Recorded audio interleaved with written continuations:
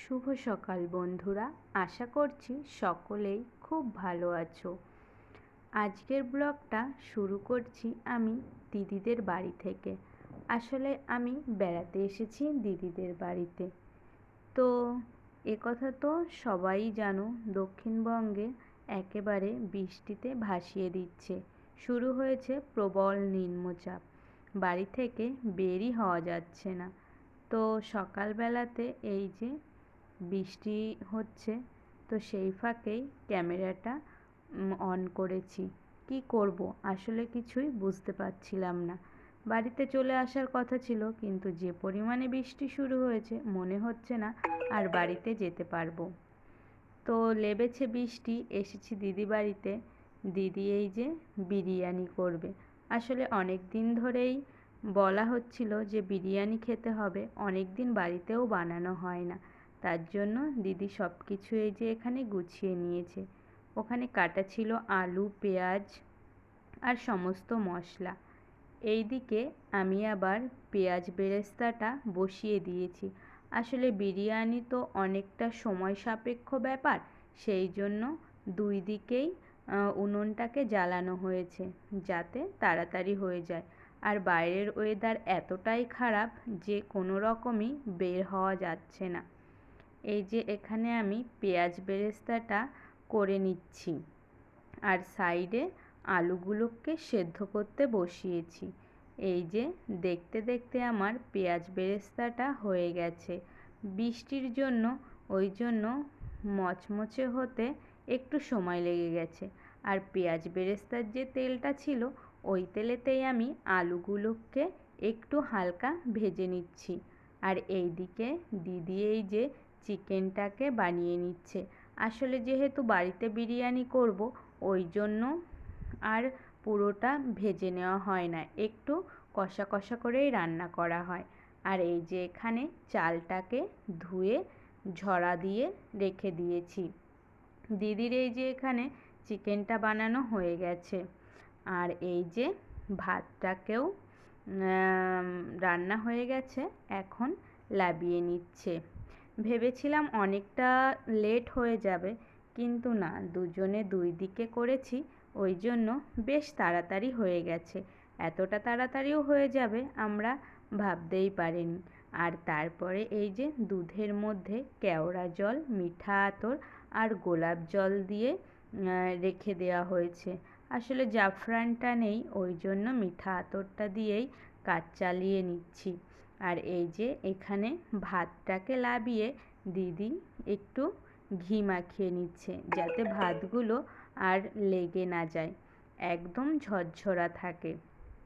হাঁড়িতে এখন দমে দেওয়ার সময় হয়েছে, ওই জন্য নিচে একটা ভাতের লেয়ার দিয়ে একটু বিরিয়ানি মশলা আর যেভাবে আর কি বিরিয়ানির লেয়ারিংটা করে সেইভাবে করে নিচ্ছে।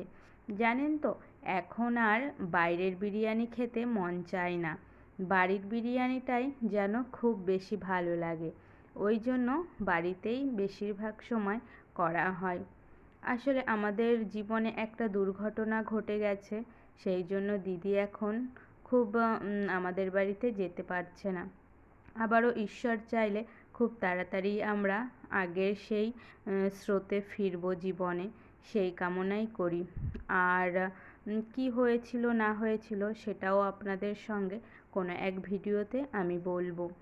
এক যেন অন্ধকার দিন নেমে এসেছিল আমাদের জীবনে। যাই হোক, সৃষ্টিকর্তার অশেষ কৃপা, আমরা সেই অন্ধকার থেকে একটু একটু করে বেরিয়ে আসছি সকলের আশীর্বাদে। তো এই যে এখানে দিদি লেয়ারিং করছে, বেশ অনেকটাই হয়ে গেছে। এখন এই যে পেঁয়াজের বেরেস্তাটা দিয়ে দেবে।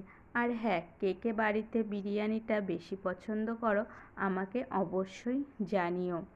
আর বাইরের বিরিয়ানি আগে খেতাম, কিন্তু এখন চারিদিকে যা শুনি যে ওই মরা চিকেন টিকেন দিয়ে বেশিরভাগ সময়ই করে, সেই জন্য আর ইচ্ছা করে না, কিনতে গেলেই ওই কথাটা মনে পড়ে যায়।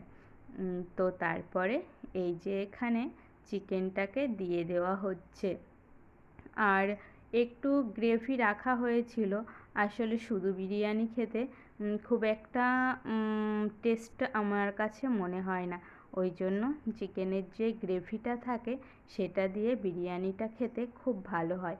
আর জানেন তো, বিরিয়ানিটা অনেক দিন বাদেই খেলাম, এত অসাধারণ হয়েছিল যে এখন এডিটিং করতে বসে আমার মনে পড়ছে আর জিভে যেন জল চলে আসছে। ব্যাস, এই যে এখানে দমে দেওয়া রেডি।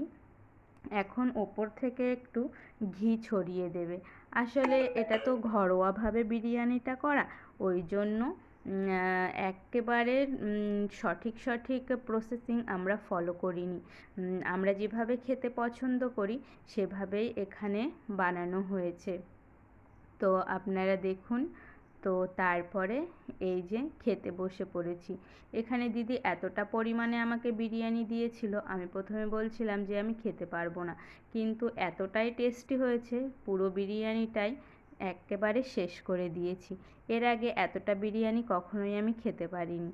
তো আমি সেটাই দিদিকে বলছিলাম। তো তারপরে এই যে সন্ধ্যাবেলাতে আবার একটু পায়েস করেছিল। আসলে গুড়টা সবসময়ই ঘরে থাকে আর দুধটা মা পাঠিয়েছিল। তো সব কিছু মিলিয়ে আজকের এতটুকুই ছিল ব্লগটি। আপনাদের কেমন লাগলো অবশ্যই আমাকে জানাবেন। আর সকলে সুস্থ থাকবেন, ভালো থাকবেন সেই কামনাই করি। আবারও দেখা হবে অন্য একটি ব্লগের সঙ্গে। আর হ্যাঁ, আমার ভিডিওটি যদি আপনাদের ভালো লাগে তাহলে অবশ্যই আমার চ্যানেলটিকে সাবস্ক্রাইব করে আমার পাশে থাকবেন।